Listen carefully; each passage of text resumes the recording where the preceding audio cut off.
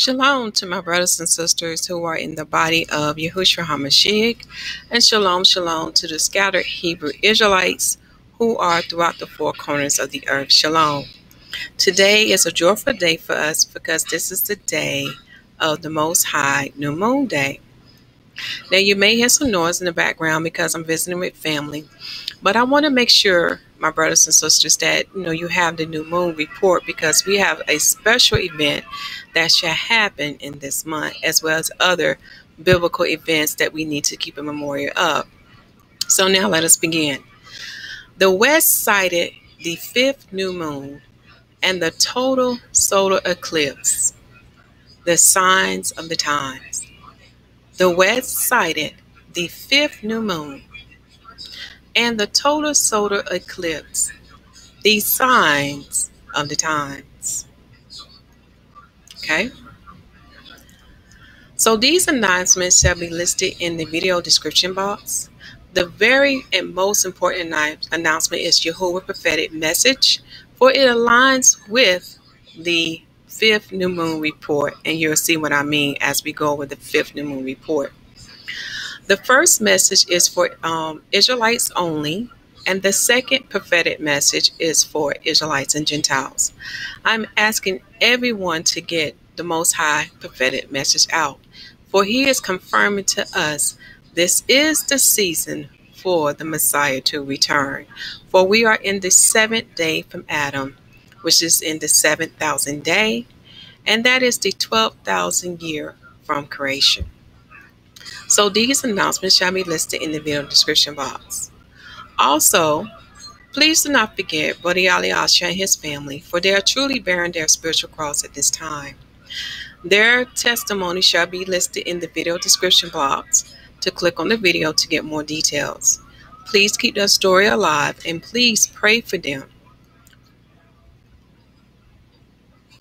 Now, the date of this new moon report is July the 24th, 2017, and today is Monday, and the phase of this day is night, okay? So now let us go to the calendar. So now we are in the fifth month of the Most High calendar. Now I did want to point this out because I didn't discuss this before in the prior videos, is that when we are counting for Shemitah and counting for Jubilee, right now we are in count 1 until the 7th month comes. So that's why you see the number 1 highlighted in red. Once the 7th month comes, then that 1 will change to a 2. Okay? Now back to the fifth month. Okay? So you probably may already know this by now. And I also forgot to mention this to you, and I do apologize. You will have access to the Most High calendar. You do not have to worry about writing every single thing down. All you have to do is click on the link that shall be listed in the video description box. Okay? I just want you to listen and focus on the fifth new moon report. So some of you may know already that Israel did not see the new moon. However, other places have seen the new moon, such as Australia and the Americas. Okay, so the first day of the new moon is on July the 24th at sundown. Now, when you study the Most High calendar, a day begins from sundown to sundown. So this is why you see in the first block where my cursor is that this day starts on July the 24th at sundown and end on July the 25th at sundown. Okay, and the percentage on the moon on this day was 4 to 4.5%. Okay, now you probably ask yourself, why did not Israel see the new moon? Well, if you read Enoch's writing, he has a first and second book that I know of, and I read them both myself. He prophesies in the last days, in the days of sinners, the moon shall not appear at her appointed time. Also, Yahuwah prophetic message confirmed to us that the moon shall not appear at its appointed time, because the heaven is crying out to us that the true Hebrew Israelites are not in the Holy Land. This is why this is happening, my brothers and sisters. Also, on the first day, far as dealing with the sun year, on the first day of the moon, It is the sun's 5th month and 3rd day. Okay. Take this time now to pause your screen. So what now we're going to look at is some eyewitness report of the new moon. Okay. First, we're going to go here. This is a short video that we did for you, for we witnessed the moon in California for you. Okay, so I'm going to play this video now.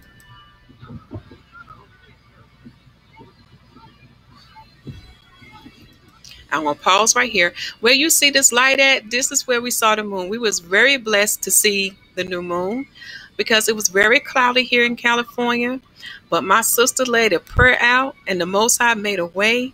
And we have 4 witnesses who saw the new moon. It was a beautiful crescent. It was a beautiful crescent, my brothers and sisters. Now I shall continue to play this video for you. You can't really see it in the video. It's like the clouds. And as you can see, my sister was saying you can't really see it with the video, but in person, if you was there too, you would definitely saw what we saw. Okay. But however, I have some more witnesses for you to confirm this is the Most High New Moon Day.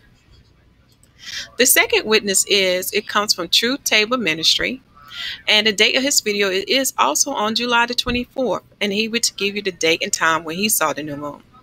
And here you can pause your screen and you can see that he also saw the new moon crescent as well. Going back to our witness report, we saw the new moon around 8:52 p.m. and the sun went down around 7:56 p.m. So that just have to show you that you have to really be patient and wait on the moon. From what we learned from our experience, that you really have to wait till most of the light goes away and then you can see the moon clear. For this time, for this month, the moon did not go below the horizon until 9:08 p.m. Pacific Standard Time. Okay, let me get you another witness.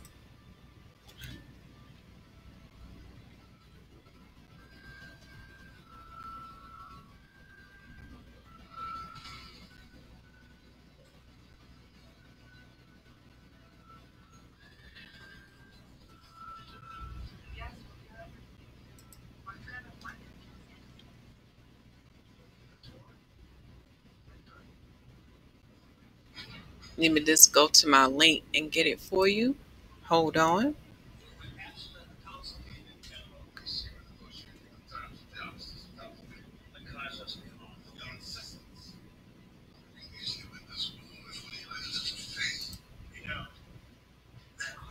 Here we go. This is another witness for us, and this site is labeled renewmoon.com. As you can see here, which is confirmed that Israel did not see the new moon. However, Australia saw the new moon. Okay, so they still wait for more reports to come in.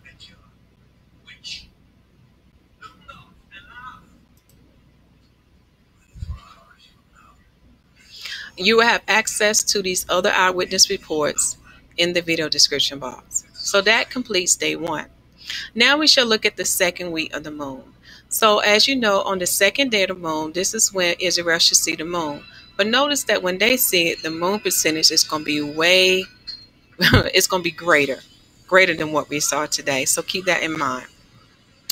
Now on day 6 of the moon, this is when we have the waxing half moon, which is 50% in light. And that should fall on July the 29th to July the 30th from sundown to sundown. And that is the sun's 5th month and 8th day. And that shall complete the first week of the moon as far as anything significant happening on that time. Now let's look at the second week of the moon. On the second week of the moon, on the 10th day, there's a fast. Now this fast relates to dealing with the Babylonian seizing Jerusalem and leading into the Babylonian captivity. And yes, it is commanded in the word to keep a memorial of this. But this fast is a lot different from the fast that you usually think about. So we shall look at a couple of scriptures that will pertain to that and to give you more understanding. So on the 10th day of the moon, there is a fast. And this is the sun's 5th month and 12th day. On the heathen calendar, it falls on August the 2nd to August the 3rd. So now let's look at some scriptures that pertain to the fast.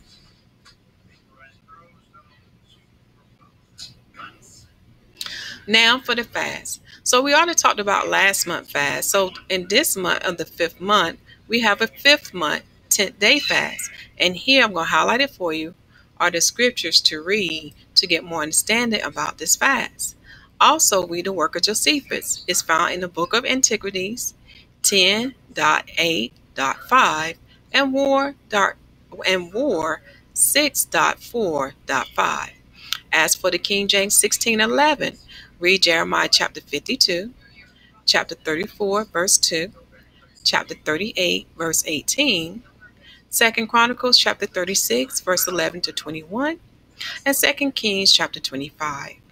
And these scriptures and the work of Josephus will confirm to you that it's really talking about the 5th day and 10th month, and see what happened on that day. Okay? Now let's go back to the calendar. Oh, I almost forgot to mention this. Now, remember earlier when I said that this is a different type of fast? To get a more understanding about this fast, read Isaiah chapter 58. Because when you read Zechariah chapter 8, verse 19, this fast is more classified as a feast. You probably scratch your head, what do you mean? It's a feast. Yes, it's more classified as what? A cheerful feast. Okay, so to get understanding what that means, read Isaiah chapter 58. Now let us go back to the calendar. Now here what you see above is a picture of what we took of the moon. And right here in the middle, this is where the moon. It's kind of really hard to see because, you know, the type of equipment that we had. And then there was a lot of clouds out tonight. But the Most High opened the clouds up for us, brothers and sisters, so we can see that crescent of the moon. And we was very blessed. So we have 4 witnesses in California that saw the moon, which was Shamika, Josiah, Shalia, and myself. Okay, so we have 4 witnesses. What you see here above, this came from Facebook, from the group called Biblical California Forum, Avid Bali and New Moon Reports from Israel.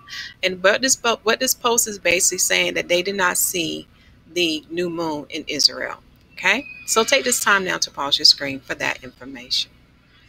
Now back to the calendar. So going back to the 2nd week of the moon, you will see that we also have another another festival coming up that my ancestor kept. And that fell on the 14th day of the moon. And that festival is called the Wood Offering Festival, which fall on August the 6th to August the 7th from sundown to sundown. And that is the sun's 5th month and 16th day. Now, what I like about this festival, because it confirms Yahuwah calendar. Okay, and you'll understand what I mean when I go to this area. To understand what was the Wood Offering Festival, you will have to read these following things. Numbers chapter 21, verse 1 through 8. Verse 1 through 8 and 9 through 15. Numbers chapter 15, verse 32. The book of Nehemiah chapter 10, verse 34. And chapter 13, verse 31. And the work of Josephus, which is in the book of War, 2.17.6, and look at section 245. When you study these scriptures in the work of Josephus, you will learn that it was a festival that the ancient Hebrew Israelite kept, and it always fall on the 5th month and 14th day. And that was the day when everyone participated in gathering the wood to bring to the temple, because you must have wood to do what? The offerings. For some of the offerings was what? Burnt offerings, okay? So wood has to be supplied constantly to the temple to keep those offerings going, especially the daily sacrifice. For we know that the daily sacrifice was done every day at morning and at evening. So with knowing that, the reason why this festival is so important, because it confirms the outline or the format of the Most High calendar. For we know, according to Torah, we cannot gather wood on the Most High 7th day. So this is another proof or evidence unto you that the 7th day of the Most High is different from what the heathens told you, my brothers and sisters. Remember, the heathens gave a lot of false information about the calendar. The calendar that we follow today, which is the Gregorian calendar, which comes from the Roman calendar, fulfill the prophecy that was written in the book of Daniel, in Daniel chapter 7. For that is Satan's calendar, and that calendar is totally off base, and it shall not give you the most high true 7 day. For even if you study the history, you would come to find they removed 10 to 13 days from that calendar because they were so far behind from the sun year. So because they were behind the sun year, guess what happened? It threw off everything. So you don't even have the correct 7 day. Even that calendar did not even start during the time when the Most High told us when the 7 day was. When you look at the story of creation and you look at the history of the Israelites when he told them when his 7 day was. Read the book of Genesis and the book of Exodus, and also read the prophet Ezekiel in chapter 46, for he also give you the confirmation. This is why we see in the scriptures that the new moon and the Shabbat, which is known as the Sabbath, is written separate from one another. Also, when you study the offerings, this is why the new moon offerings, which is the monthly burnt offering, is never offered on the 7th day of Yahuwah. They are offered on different days, for they are separate. Seek Yahuwah, and he shall give you understanding, because remember, his ways is not our ways. His thoughts is not our thoughts. So therefore, would the Gregorian calendar and its format be his way? Definitely not. Seek Yahuwah for his understanding. So now let us continue. Let's go back to the calendar. So now we have just finished talking about the Wood Offering Festival. And on the second week of the moon, the full moon falls on the 15th day of the moon.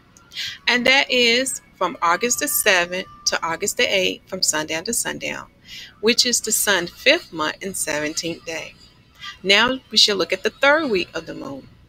On the third week of the moon, as you see here, on the 22nd day of the moon is decreasing in light. So it's waning now.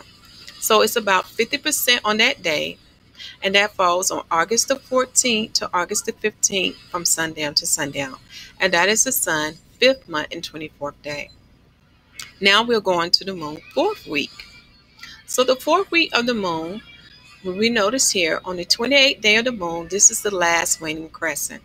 Okay, that is the phase the moon is decreasing in light. So you see a silver crescent, and that falls on August the 20th to August the 21st, from sundown to sundown. And that is the sun's 5th month and 30th day. And on the 29th day of the moon, this is when we have the dark moon. This is known as the conjunction. And the reason why we have a dark moon is that is when we have sun, moon, and earth in that alignment. And on this day is when we were going to have a total solar eclipse, a great sign. And we should talk more about this later on in the video, because I have some scriptures for you. But I want you to get a true understanding. What does this sign mean for us? And how does this sign relate to the returning of the Messiah? Okay, but let us continue.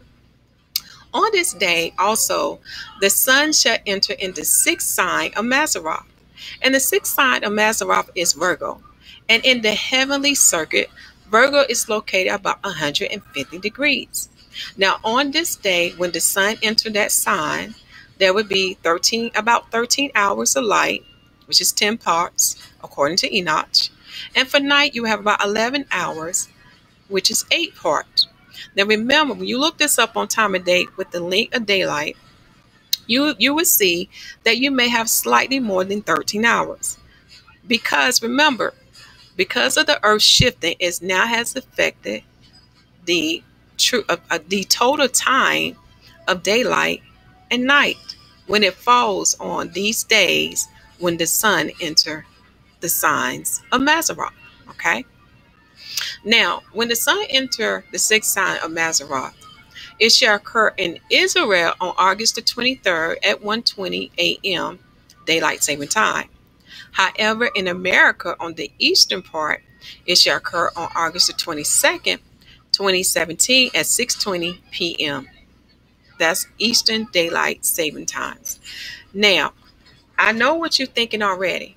So I'm letting you know what I'm going to do. I'm going to do more research, because I went back and I checked the correct day when the sun entered the 5th sign of Mazzaroth for the 4th month of the Most High calendar. And I compare it to the sun entering in the 6th sign of Mazzaroth. So what I'm going to do for you, I'm going to go back and check some more other sites to confirm. But if this is correct, again, we're seeing some strange things happen in the heavens. Because if I go by Israel time, it shall make the sun enter into the 6th sign of Mazzaroth to fall on another day, which shall increase the sun month to 32 days instead of 31 days. Now we know that's not really possible, right? So what I would do for you, I would make another video to confirm the correct day and time so we can understand what is going on here, okay? So I don't want to jump the gun too soon on this part. So I will bring another video to confirm what is the correct day and time. But right now, I'm going to stick with 31 days for the 5th month, okay? Now, let me see. Another thing I forgot to mention you, in the sun, not the sun, in the moon 4th month, we forgot to close it out. So because we saw the new moon crescent today on July the 24th at sundown, it made the 4th month of the sun to have 29 days. Now, when Israel see the new moon, they would have 30 days, okay? But we know that's not the correct day. And proof of that is, if they claiming that July the 25th is the new moon, guess what's going to happen to the full moon? Let me make sure that this is day 1. This is going to make the full moon fall on the 16th. That is what is going to happen. Let me make sure, though. I want to do my math right. Hold on. If that is 1,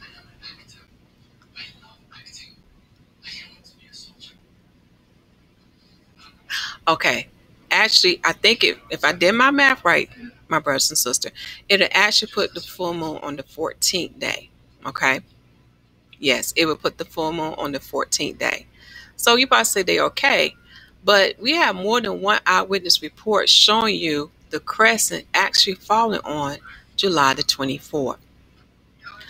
And we also have the prophet Enoch's writings confirming to us that the moon did not appear at its appointed time. And we also know that the Jewish people today are the sons of Japheth and the sons of Esau. So therefore, they're not always going to see the new moon because they're not the people. Okay? So as for me and my household, we're going by July the 24th. All right? Now for this total solar eclipse that's coming up. Because one of my sisters asked me a very great question. What did that mean pertaining to the scriptures? Okay? Let us first go to, let me see, I'm going to close some of these tabs out. Let me close this tab out, and this tab, and this tab. There. Solar eclipse, because I want to make this clear because a lot of us don't understand the difference between a solar eclipse and a lunar eclipse. So I have some websites for you to read so you can do a further study. The thing why this is called a total eclipse because the moon is going to totally cover the sun completely. However, the darkness of that does not last as long compared to a lunar eclipse. And here's the proof, because when you read the heathens' writings, when they talk about the duration of the eclipse, there's different phases of the eclipse. And you will learn that on your own. So you have to understand what the heathens are telling you. For example, this is a perfect paragraph to explain about a solar eclipse. And this came from Wikipedia, and the title of this article is Solar Eclipse. For it says, since looking directly at the sun can lead to permanent eye damage or blindness, special eye protection or indirect viewing techniques are used when viewing a solar eclipse. It is technically safe to view only the total phase of a total solar eclipse with the unaided eye and without protection. However, this is a dangerous practice, as most people are not trained to recognize the phase of an eclipse, which can span over 2 hours, while the total phase can only lasts a maximum of 7.5 minutes for any one location. Now you notice I have this highlighted. See, what the heathens do, they calculate the time when the moon is starting to enter into the sun. Okay. So this is why they say it can, the time of that the time of that occurring from the moon into the sun and leaving the sun, it can last up to 2 hours. And you'll see what I'm talking about when we go to another tab. But however, for the moon to cover the sun, as far as how long that lasts, it only lasts for what? Several minutes. And they say here lasts a maximum of 7.5 minutes for any one location. Something to really think about.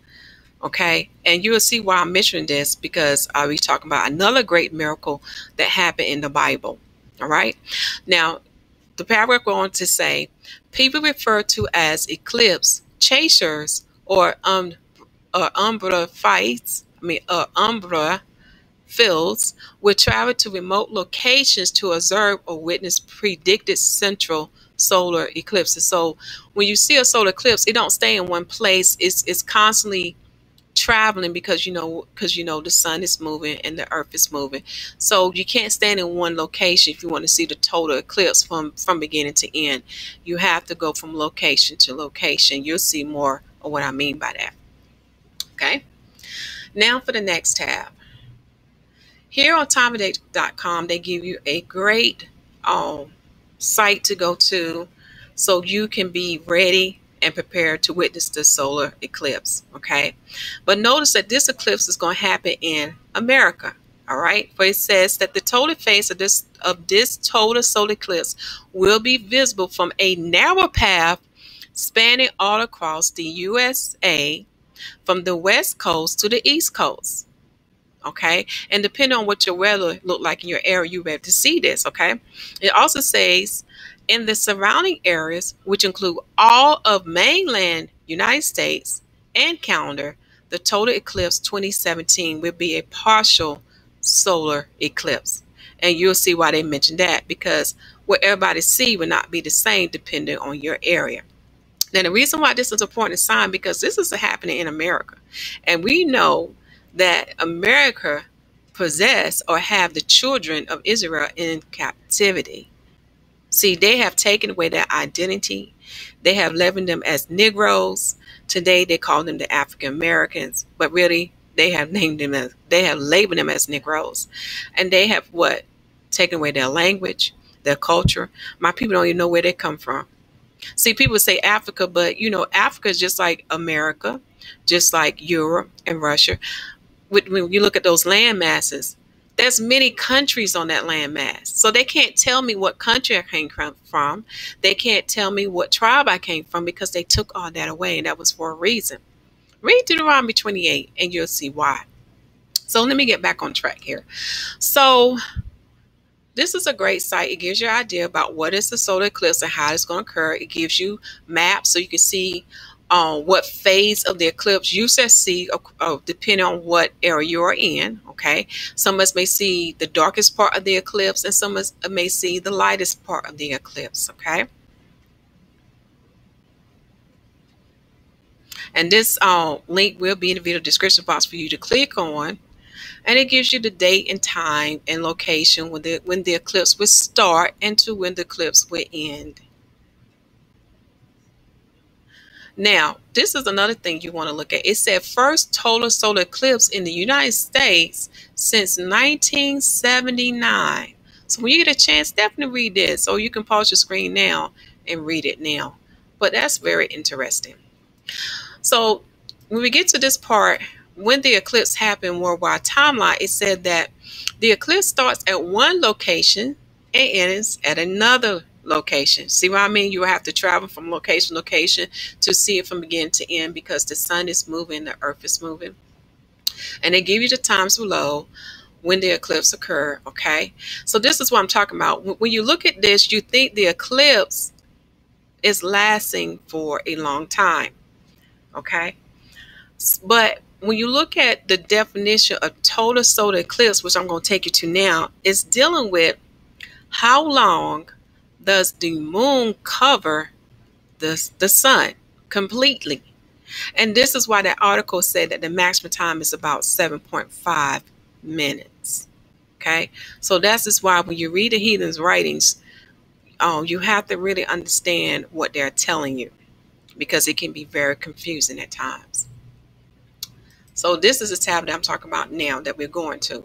What is a total solar eclipse? It says here, total solar eclipses occur when the new moon comes between the sun and earth and casts the darkest part of its shadow, the umbra, on earth. A full solar eclipse, known as totality, is almost as dark as night. It also goes on to say, during a total eclipse of the sun, the moon covers the entire disk of the sun. In partial and annular solar eclipses, the moon blocks only part of the sun. Okay, so I want you to definitely keep this in mind. Take a look at this picture here, right here. This is what it would look like when the moon totally covers the sun. And this is why the timing does not last long, because what, again, sun is moving, earth is moving. Okay. Now, this, what I like about this article, it breaks down the different phases, okay, of the eclipse. Tells you how to protect your eyes, okay? And it gives you other important information to understand about the eclipse as well, okay? And this is the part I'm talking about, looking at the phases. So when we talked about the first article in Wikipedia, when it said totality, which is the total solar eclipse, again, the articles let us know that this phase does not last long. It only lasts for several minutes. And the maximum time for that is 7.5. Okay? And then it gives you other dates for other total solar eclipse. All right? Now, I'm going to take you to this tab because, believe it or not, we also have a total lunar eclipse, and that would come, they projected it to come on January the 31st, 2018. And this will also be in the video description box for you to review. But as you can see here, this type of eclipse, which is dealing with the moon eclipse, shall be seen in North Southeast Europe, Asia, Australia, North Southeast Africa, North America, North Southwest South America, Pacific, Atlantic, Indian Ocean, Arctic, and Antarctica. Okay, and what I like about this is that you can see the difference between a lunar eclipse and a solar eclipse. Very big difference. Okay, and also what it says here about lunar eclipse, it says lunar eclipses look approximately the same all over the world and happen at the same time. The times displayed are accurate to around 2 to 3 seconds. So when it's talking about the same time, I know what you're thinking, because we're all in different time zone. What it's saying that when this phase occur, looking at the range of it, you will see the same dealing with that lunar eclipse. Okay. Also, what you will learn that the phase of the lunar eclipse is a lot longer than a solar eclipse. So when we look at the phase of it, it said the duration of the full eclipse is 1 hour and 16 minutes. But when you look at the time when the eclipse was beginning, okay, that's entering into the shadows of the earth, okay, to its coming out of the shadows of the earth, it is a lot longer than a solar eclipse total duration. Okay, for you can see here, this is almost up to 6 hours. For this one's about 5 hours and 17 minutes. Okay, for all the phases of the lunar eclipse. But when you look at the solar eclipse, for all the phases of the solar eclipse, it would be up to like 2 hours and a couple minutes. It's a big difference between the two. So now that we have discussed that, now we get to the part of why I took you there first. So you're probably saying, what do this sign mean? What do a solar eclipse and a lunar eclipse have to do with the word and the coming of the Mashiach? So we're going to read some scriptures here, and bear with me, my brothers and sisters, because when we read this scripture, it's going to give a better understanding of what this means. The heavens, sun, moon, and stars. So the first area we need to go to is Luke chapter 21, verse 25 to 28. And it reads this: And there shall be signs in the sun and in the moon and in the stars, and upon the earth distress of nations, with perplexity, the sea and the waves roaring. So here in this verse, it said what? There are going to be signs in the heavens unto us to let us know that we are in the last days. All right? Let us keep going. Verse 26. Men's hearts fell in them for fear and for looking after those things which are coming on the earth. For the powers of heaven shall be shaken. So those who understand the word of the Most High, when we see these signs in heaven, it's going to what? Stir your spirit, because you know the Messiah is due to come back any day now. Again, these signs is giving us confirmation. Verse 27. And then shall they see the Son of Man coming in a cloud with power and great glory. See? So these things have to happen first before the coming of Yahuwshua HaMashiyach, who is the Messiah. All right? Now let us read verse 28.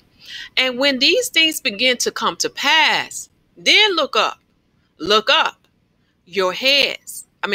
Lift up your heads, for your redemption draweth nigh.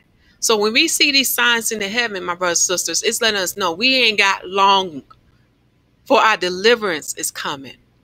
Our redemption is coming. The exodus is coming. The gathering is coming.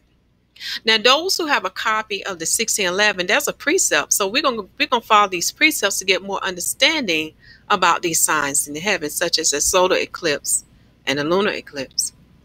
Matthew 24, verse 29. Immediately after the tribulation of those days shall the sun be darkened, and the moon shall not give her light, and the stars shall fall from heaven, and the powers of the heavens shall be shaken. Now, here's a verse that many get, what's the word I'm looking for? They misinterpret. The tribulation of those days are dealing from the time when Jerusalem was destroyed in 70 AD. But when you read John, the book of John, it confirms it. Hold on, I got to get my Bible so you can have that verse to prove unto you that the tribulation is dealing with Zion tribulation, as confirmed in 2nd Ezra chapter 6, verse 18 to 19, and also in the book of John. So hold on for me for a second.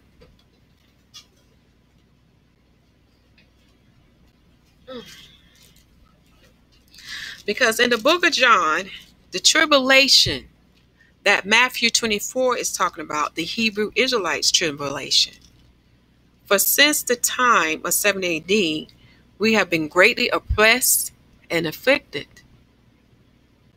And that tribulation is still going on. But we don't have long now, my brothers and sisters. For now, the Father in heaven shall have mercy upon Israel, as written in Romans chapter 11.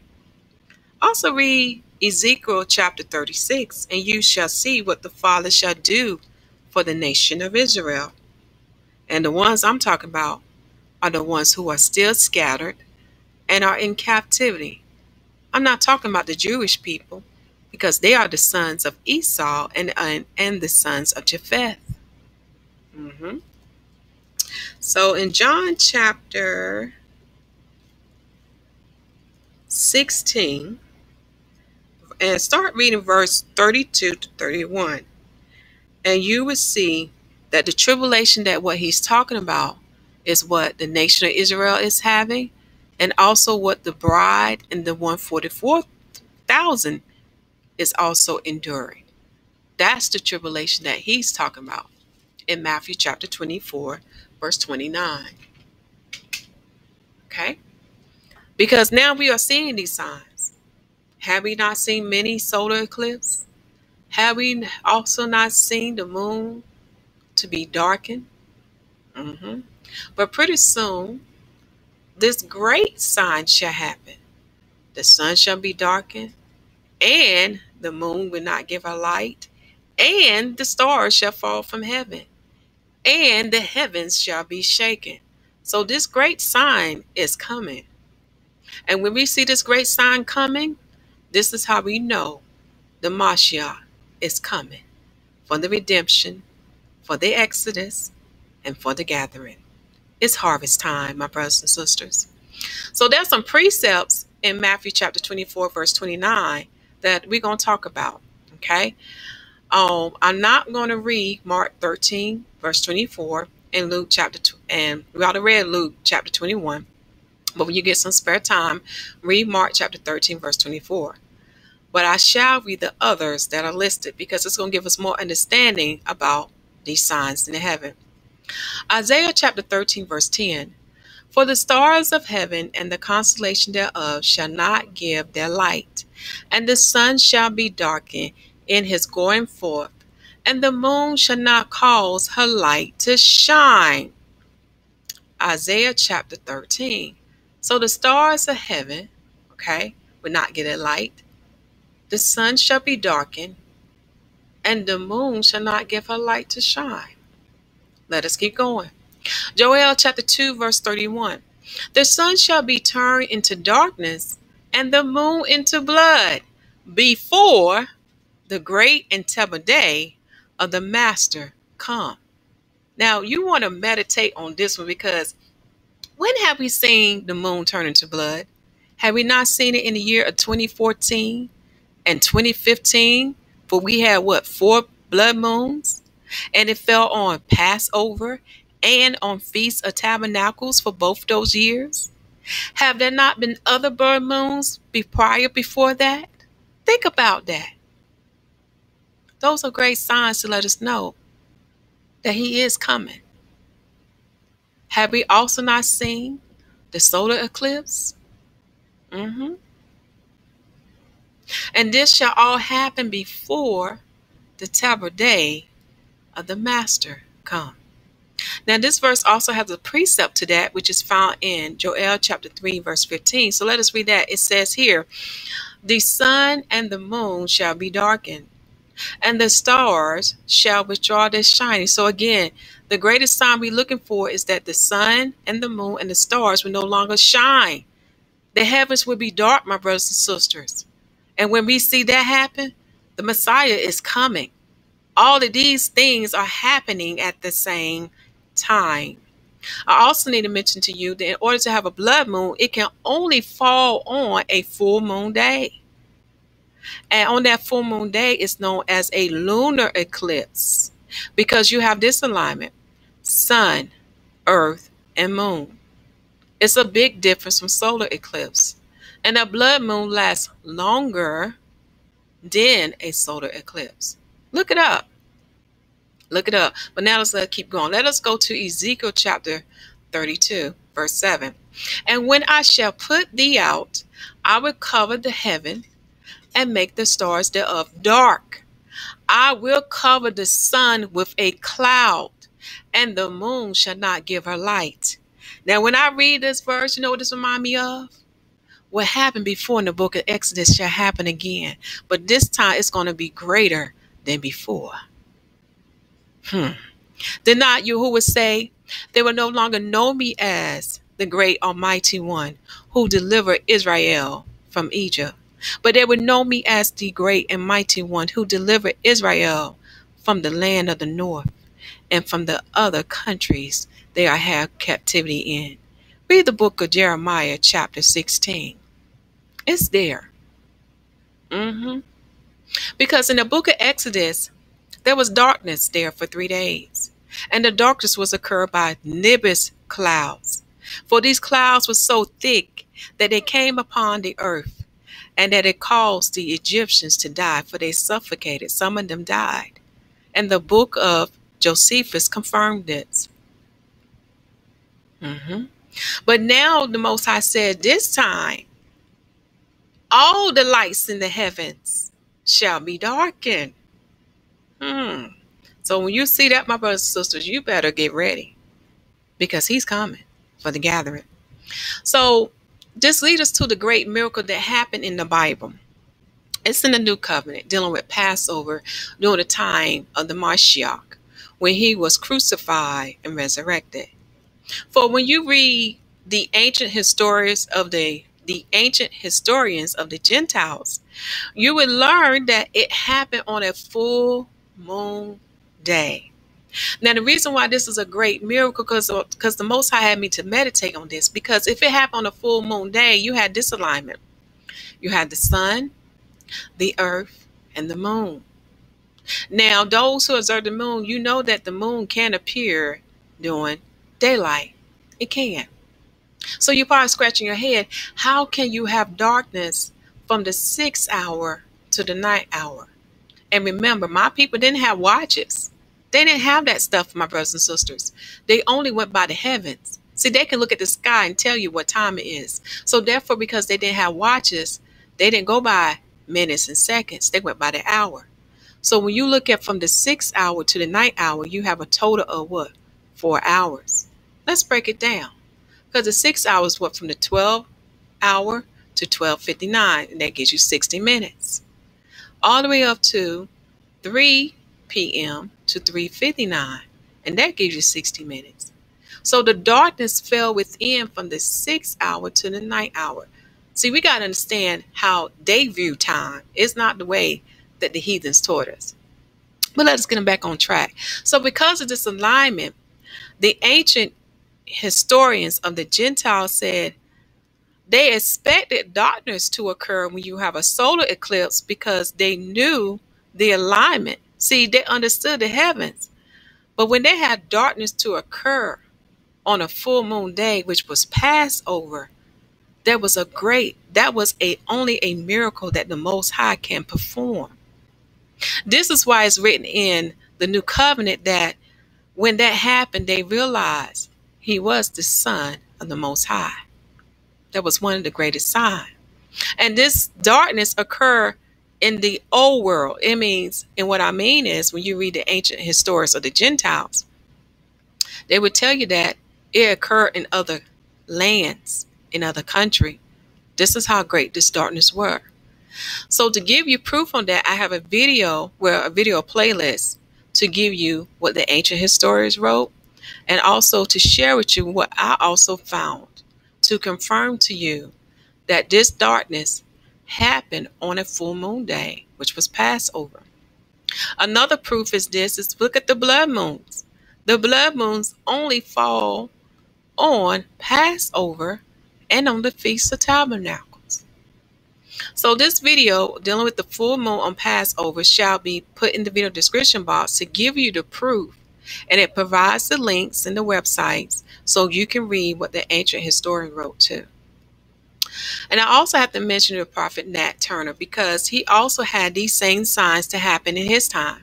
Now, I know his name may turn your stomach, especially to the Gentiles, but I can tell you didn't read the Old Testament. Do you not know that the Most High give a sign that his prophets has to perform unto the people so they can understand what was happening? See, what Nat did was a sign unto the heathens to let them know they don't repent for what they did to his people, the same shall happen to their nation. You see, judgment is coming to all the nations who had harmed the Most High people. Judgment is coming.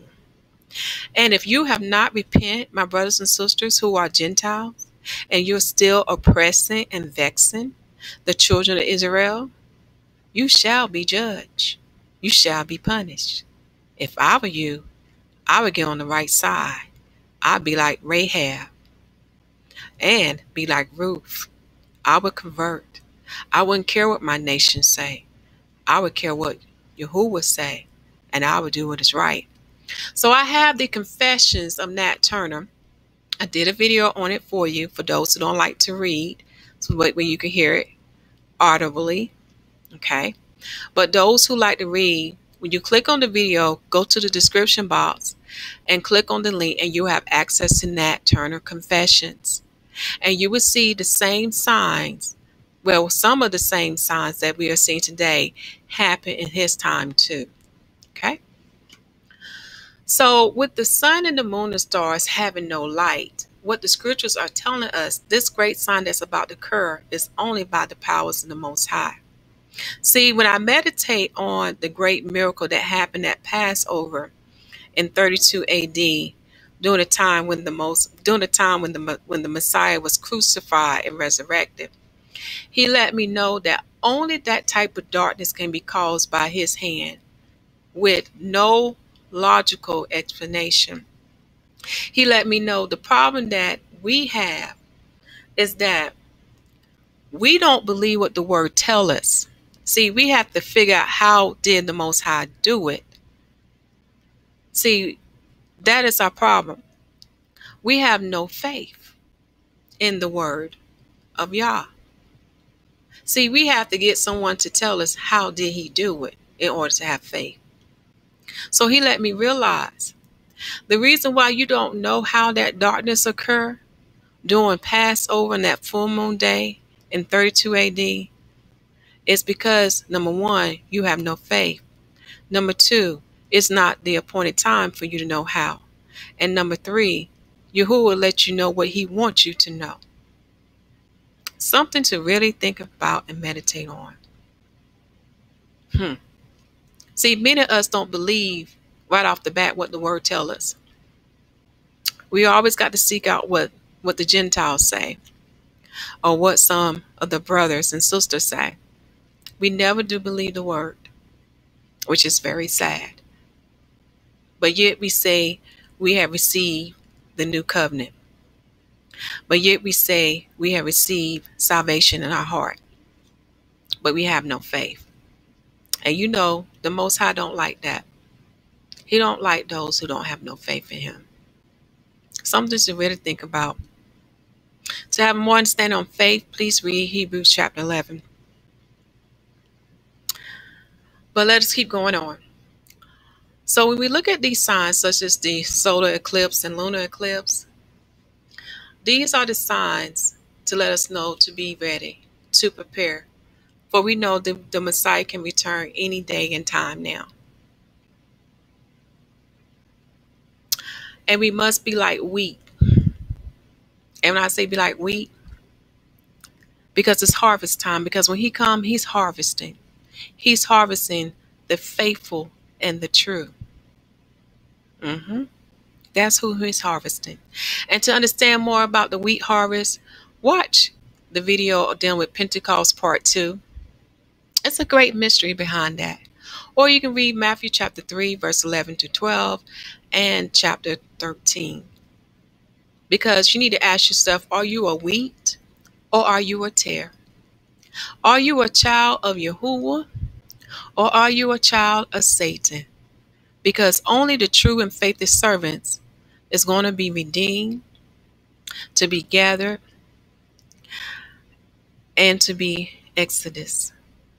For there is a heavenly wilderness and an earthly wilderness for those that will be spared for what is to come. Because see, this last wicked one, who's known as the anti-Messiah, it's going to be worse when he reigned for 3.5 years. See, the true and faithful servants ain't going to go through that. Those who are not true and faithful unto the Most High are going to have to endure and go through that. Because then they're going to have to prove themselves to the Father because they lack faith or they have chose to serve Satan. See, what is coming, it's going to be terrible because the Father's about to cut off the lights, the water, the food. He about to take all your comforts away, your home, your worldly possessions. He's going to let you see who is the I am. He's going to let you see who is the Almighty because many do not believe in him. Many do not fear him and they have no faith in him. So when we see these signs in the heavens, such as the total solar eclipse that should happen in this 5th month, it is to let us know that the word will be fulfilled and that the Messiah is coming and that you need to get ready. And the greatest sign to look for before his coming is when all the lights in the heaven is turned off. The sun, the moon, and the stars. So if you don't understand anything I said in this video, I want you to seek Yahuwah. Read Luke chapter 11, verse 9 to 13. And please do not seek man for the answer. Seek Yahuwah. in his Son's name, in the name of Yahuwshua HaMashiyach. For we are taught by the Messiah's Spirit, as written in 1 John chapter 2, verse 27, and John chapter 14 to John chapter 15. So I end with this prayer. I plead the blood of Yahuwshua HaMashiyach upon this video post and the links attached. Yahuwah, I ask you to afflict an evil judgment upon those who try to stop this truth until they repent and do what is right in the sight of your eyes. I also pray for those who want your understanding of all things, from your calendar to the signs in the heaven. I pray that they seek you. And I pray that they listen to your spirit and not to the flesh. And I pray that they do not follow the doctrine of men. I pray that they do not fear what is about to come, but know to trust you and to believe in what your words say. That's what I pray for. I also pray for Brother Alayasha and his family, that you comfort them during their time of need, and that you send people to minister unto them. But most importantly, Father, that you use them for your glory. Give them the ability and the resources to minister unto the people behind those bars. And also look over their children. Protect them from all danger, harm, and evil, for they are truly among strangers. And whatever I have not asked for in this prayer, Father, I ask that you fulfill it according to your will. In the name of Yahuwshua HaMashiyach, so be it. So this concludes this video, my brothers and sisters, pertaining to the west sighting, the fifth new moon, and the total solar eclipse, the signs of the times. For we truly have the confirmation from Yahuwah. The heavens is truly speaking, for we know this is the season for the Messiah to return. Continue to preach the gospel that the kingdom of heaven is at hand. Make sure the people receive salvation and baptism in the name of Yahuwshua HaMashiyach. For the baptism never cease, as confirmed in the book of Acts, the whole book of Acts. And the Lamb set the example, and the apostle followed the Lamb example. I love you all, and Shalom.